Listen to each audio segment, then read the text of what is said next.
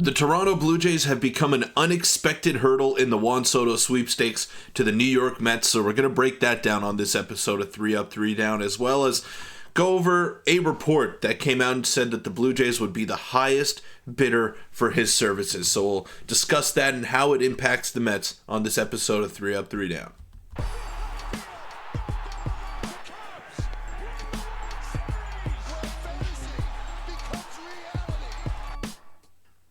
Welcome in, everybody, to 3 Up, 3 Down. I'm your host, Peter Vryonis, and today we're going to be talking about the Juan Soto sweepstakes. Surprise, surprise.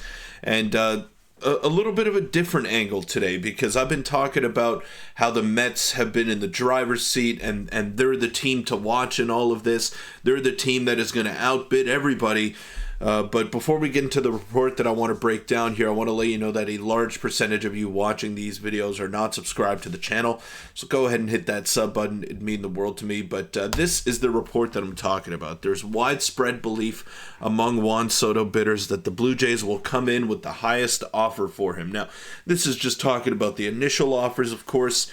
We know the position that Steve Cohen has stated in the fact that he will not be outbid for his services. So maybe he'll be outbid at the beginning, but I think once we get towards the end of the process, the Mets will probably have the highest offer, because Steve Cohen does not want to lose out on Juan Soto. And right now he's in line to make more than Shohei Otani. That's what I've been seeing. We're seeing $700 million being thrown around there. We're just seeing these ludicrous amounts of money that I can't even fathom giving to just an outfielder. And it's no disrespect to Soto, but he's not Otani. Otani goes out there on the mound.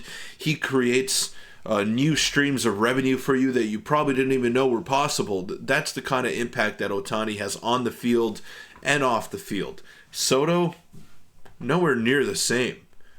But when we're just comparing players here, when we're just comparing offensive outputs, Soto is fairly similar, and he's able to put up great seasons. He's probably the most patient hitter that I've ever seen in my lifetime, as well as just one of the most overall fantastic hitters that I've had the pleasure of watching in all my years of watching baseball. So he's a phenomenal player.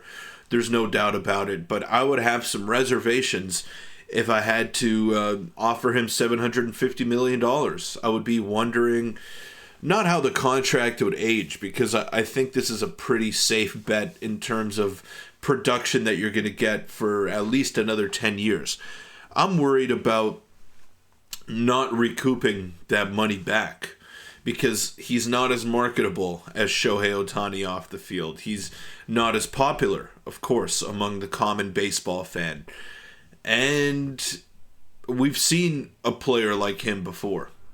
We have. We haven't seen Shohei Otani. So that is the difference. That is what separates these two players. It's a very interesting conversation to have.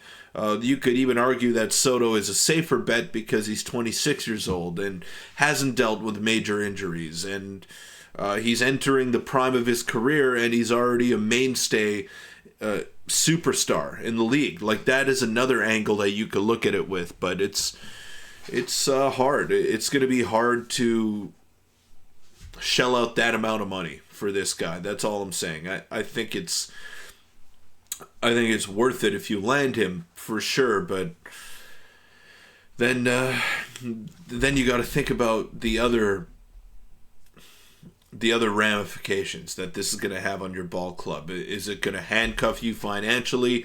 Are you not going to be able to do anything else in free agency? Like, the teams that are going after Soto here, apart from the Dodgers, have other noticeable holes on their roster.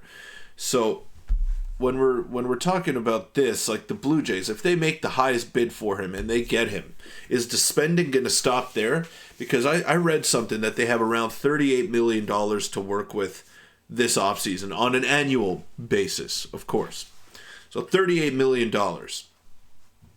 You're obviously going to have to go over budget if you sign Soto.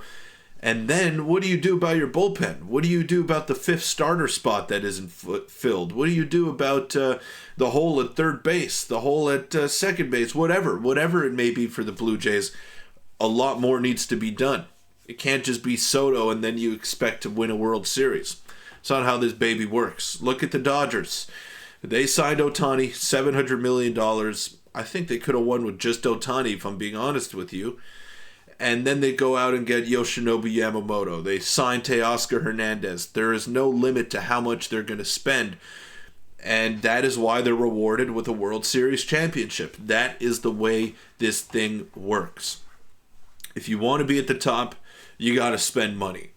And if you don't spend money and you make it to the top, well, it's a modern day miracle, and don't expect to be back there again, because your players are going to get a payday and you won't be able to afford them.